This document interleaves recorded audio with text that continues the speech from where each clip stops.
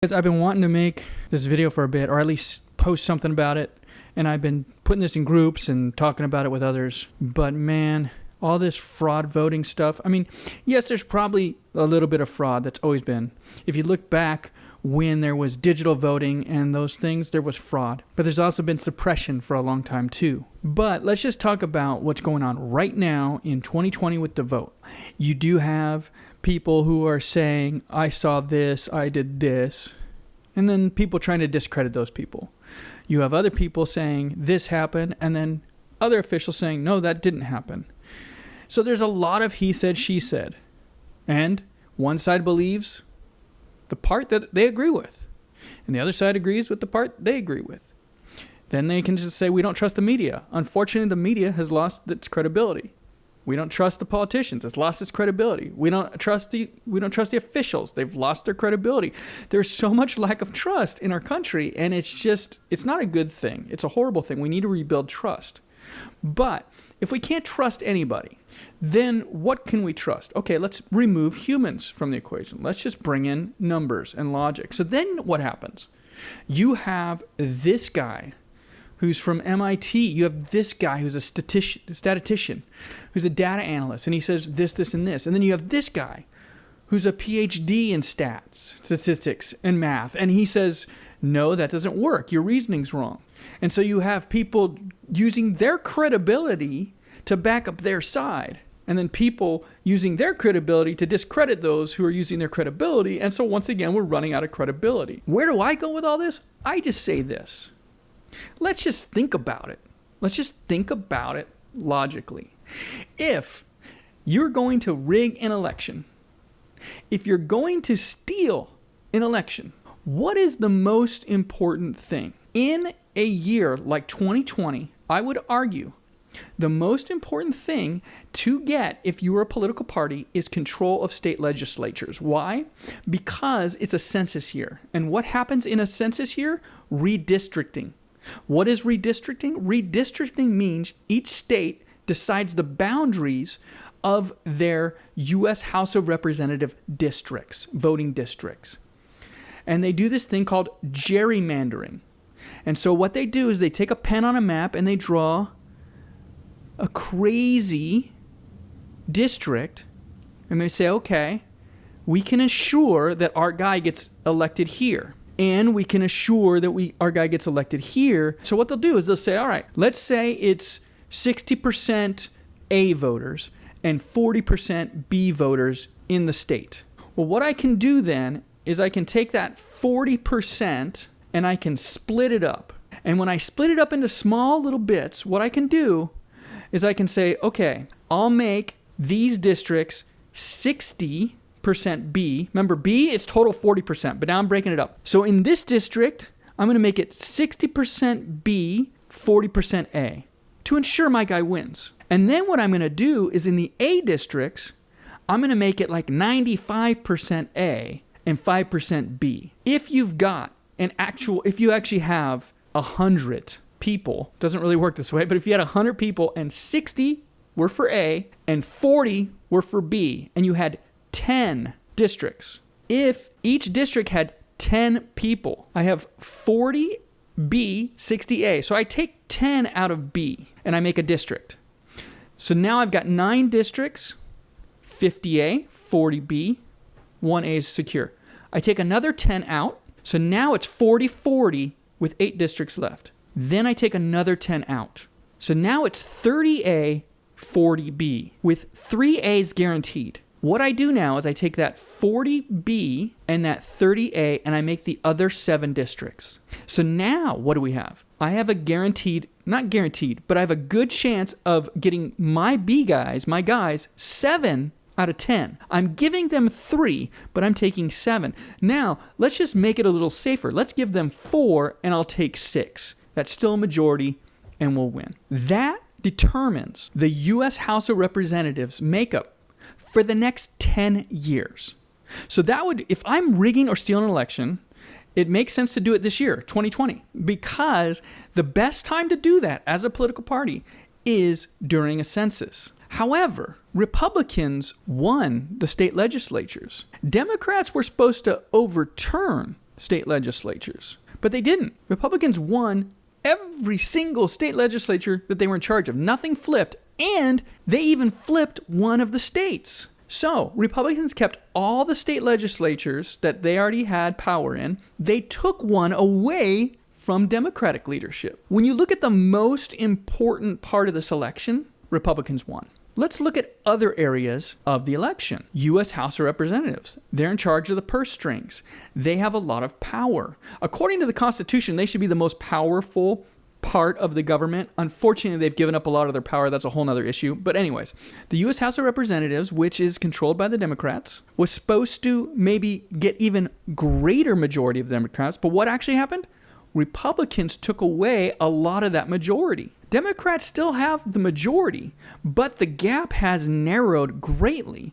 So much so that if you just get a few Democrats to agree with you on a bill, the Republicans have a great chance of doing what they want to do. It's still an uphill battle. They still have a minority, but if the Democrats were rigging this election, they would ensure the state legislatures, and they would make sure not to lose more of the House. They lost more of the House. So Republicans won state legislatures in 2020, and you could say they had a great election when it came to the U.S. House of Representatives. Okay, so far, Republicans are 2 for 2. Let's look at the Senate.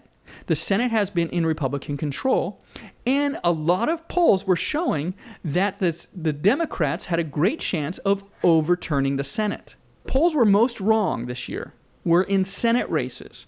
A lot of the polls showed Democrats were going to take away seats from the Republicans, and that didn't happen. Now, there were a few states where Democrats flipped seats, and the Senate got a lot tighter. Right now, there are 50 Republicans. There are 2 open seats in Georgia, as you might know already. If those 2 races go the Democrats' way, then it'll be 50-50, and then it goes a tiebreaker. Yes, the Republicans lost in regards to the Senate. Even if they win both Georgia seats, they still lost some seats in the Senate. So you could say, all right, Republicans won state, most important. Republicans had a moral victory in the House, really good. Republicans held on to the Senate. If there was voter fraud, and the only way Biden won, or the only way Trump lost, those 2 Senate races are in a state that flipped from red to blue. You better believe that there is going to be a lot of transparency on this runoff election.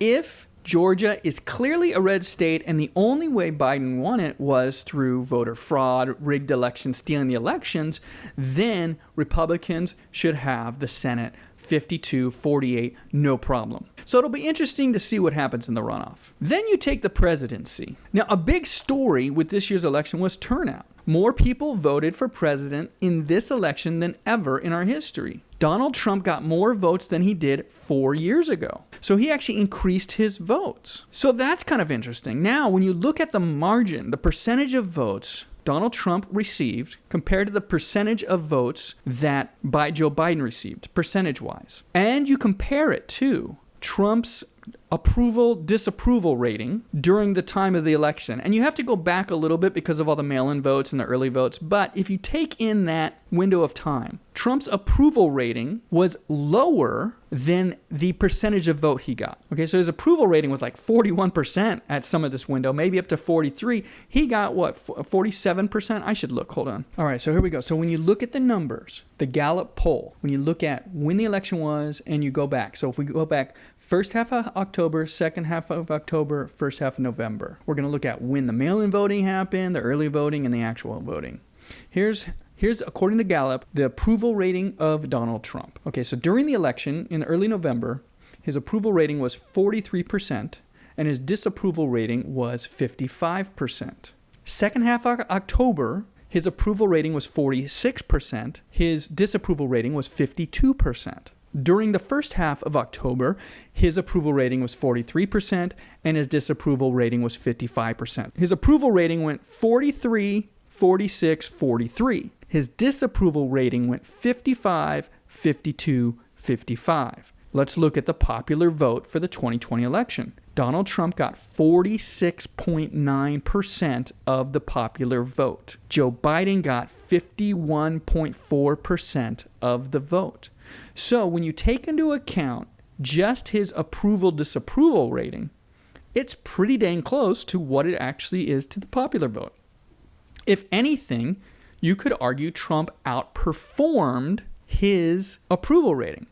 If his approval rating was 43% and he got almost 47%, he actually outperformed. He got more votes than he should have. If his disapproval rating was 55% and Biden only got 51.4%, you could argue Biden underperformed. Anyways, all this to say, if there is any instance of fraud, it won't overturn the election. But it is something that, hey, I'm fine if we look into. I would like elections to be way more transparent. There are plenty of officials in office that got in there because of voter suppression.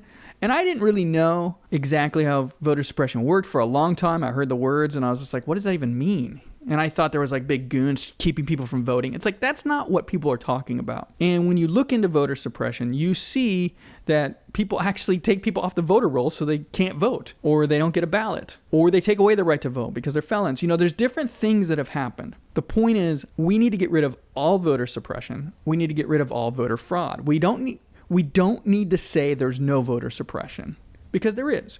And we don't need to say there's absolutely no voter fraud, because I'm sure there is. Voter fraud has shown over and over and over and over to not be a deciding factor. It's not a big enough issue. That doesn't mean we shouldn't take it seriously. That doesn't mean we shouldn't try to eradicate it. But in all this madness, forget the crediting and discrediting, because everybody's discrediting everyone. Every institution, every PhD degree, everything. Doctors with COVID, everything's discredited. Just think about the logic. Republicans won state legislatures, most important part of the 2020 election.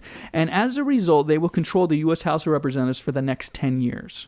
Huge win. They won seats in the House and narrowed the gap. They held on to the Senate. If I'm in charge of rigging the election for the Democrats, I should get fired, because I failed miserably. So if there really is a concerted effort to steal this election from Donald Trump, whoever did it, they failed. They did a horrible job. They did miserable. Yeah, sure, they got the White House, but oh my gosh. The Senate, the House, the state legislatures? No. 2020 presidential election was actually a really good election for the Republican Party. The Republican Party made huge gains in certain areas and held on to stuff they were supposed to lose. So the Republicans have a lot to celebrate. The Democrats won the White House. They have stuff to celebrate too. But with all this madness, we just need to know that logic still works, thinking still works, and being reasonable is what we need in this unreasonable, crazy time we live in.